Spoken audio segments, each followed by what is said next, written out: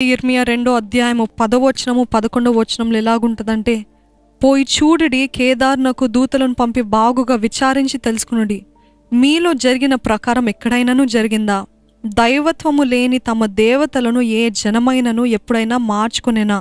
అయినను నా ప్రజలు ప్రయోజనం లేని దానికై తమ మహిమను మార్చుకుంటే. చాలా ఇంపార్టెంట్ వర్డ్స్ అండి. దైవత్వము లేని అంటే అన్యులైన వారు ఎప్పుడైనా వారి దేవుని విడిచి ఇంకా ఎవరి వెంటైనా వెళ్ళారా? ఇంకా దేని వెంటైనా వెళ్ళారా? అసలు దైవత్వము లేని తమ దేవతలను ఏ జనమైనా ఎప్పుడైనా మార్చుకున్నారా? ఈరోజు మనం మార్చుకుంటున్నాము. The essence of this messages ఏంటిదంటే, మనం ఆయన మహిమను మార్చుకుంటున్నాము. దేనికోసము? తాత్కాలికమైన ఆశల కోసము, తాత్కాలికమైన వస్తువుల కోసము, తాత్కాలికమైన వ్యక్తుల కోసము ఆయన మహిమను వేర్ ఎక్స్చేంజింగ్ అంట. ఏ రీతిగా అయితే if you see in shops or retails ఎట్లా ఉంటుందండి, నువ్వు ఇది ఇస్తే నేను ఇది ఇస్తాను, నువ్వు ఇది ఇస్తే నేను ఇది ఇస్తాను అన్న రీతిగా ఎక్స్చేంజ్ ఆఫర్స్ ఉంటాయి కదా. మీ పాతవి ఇవ్వండి, మేము కొత్తవి ఇస్తాము అని ఎలాగైతే చెప్తారో, ఈరోజు మనం కూడా దేవా నువ్వు వెళ్ళయ్యా, నేను ఈ లోకాన్ని వెంట I will exchange you with the world అని అంటున్నాం. ఎలాగా? లోకాన్ని ఆయనతోటి మనం ఎక్స్చేంజ్ చేసుకుంటున్నామంట. ఆయనను అమ్మివేసి లోకాన్ని కొనుక్కుంటున్నాం. మామూలుగా చెప్పాలంటే ఆయనను అమ్మివేస్తూ లోకము, లోకపు కార్యాలు, లోకపు ఇచ్చలు, లోకపు ఆశలు, లోకపు తలంపులు అన్నిటినీ సమకూర్చుకుంటున్నాం. కూర్చి పెట్టుకుంటున్నామంట, మార్చుకుంటున్నామంట. We are exchanging God for the world. నిజంగా అటువంటి స్థితిలో ఉన్నారా? దేవుడు మీతోటే మాట్లాడుతున్నాడు. Are you exchanging God for the world? లోకం కోసం దేవుని మారుస్తున్నారా?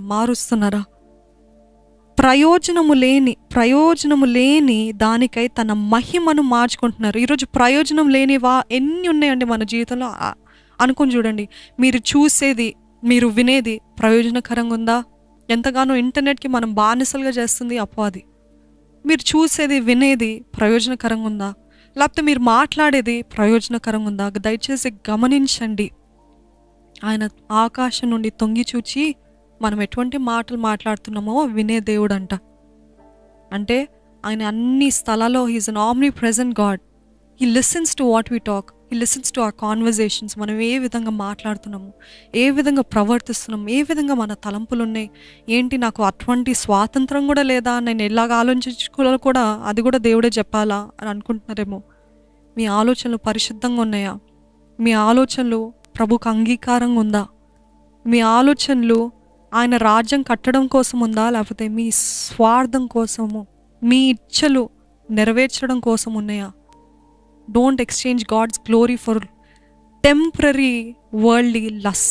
దేవుని మహిమని లోకపు తాత్కాలికమైన లోకపు ఆశల కోసము, ఆ గ్రీడ్ కోసము దయచేసి ఆయన మహిమను ఎక్స్చేంజ్ చేయకండి. దేవుని సన్నిధిలో మనస్ఫూర్తిగా ఐఎమ్ ప్లీడింగ్ యూ, దేవుని మహిమను దేనికోసం ఎక్స్చేంజ్ చేయకండి. దేవుడు అదే అంటున్నాడు. మొదట ఉండింది కదా ఆ ప్రేమ, ఇప్పుడు ఏమైంది? What happen to you? What's wrong with you అని కూడా అన్నట్లేదు దేవుడు. నాతోటి వాట్ హ్యావ్ ఐ డన్? నాలో ఏమైనా దుర్నీతి ఉందా? నాలో ఏమైనా పాపం ఉందా? నేను నీకేమైనా భయంకరమైనవి జరిగించానా? ఎందుకు నన్ను వదిలివేసి లోకం కోసం లోకం వెంట వెళ్తున్నావు? ఎందుకు లోకం ప్రయోజనం లేని వాటి వెంట ఎందుకు వెళ్తున్నావు? ప్రయోజనం లేని వ్యక్తుల, మీకు తెలుసు ఈ వ్యక్తితో మాట్లాడితే లేకపోతే ఆ స్త్రీతో మాట్లాడితే ఎటువంటి ప్రయోజనం లేదు, దట్ ఇస్ నో డెస్టినేషన్, ఇది పరిశుద్ధమైనది కాదు, ఇది దేవునికి ఇష్టమైనది కాదని మరలా దేవుడు చెప్తా ఉంటే కూడా మనం ఏమంటామంటే, దేవుడు రెండో అవకాశాలు ఇచ్చే దేవుడు. He's a God of second chances కదా. ఈ ప్రస్తుతానికైతే ఏదో నా బాధలు నా మనసులో పంచుకోవడానికి వ్యక్తితో పంచుకుంటానులే, తర్వాత సంగతి తర్వాత అని అంటున్నారా? ప్రయోజనం లేని వ్యక్తుల్ని ప్రయోజనం అంటే ఏదో ఆశ కోసం మనుషుల్ని పట్టుకోమని చెప్పట్లేదండి వాక్యము. నీకు దేవుని చిత్తం కాదని తెలిసి కూడా తెలిసి అటువంటి పాపాలు చేయకండి. ప్రయోజనం లేని వాటి వెంట వెళ్ళకండి.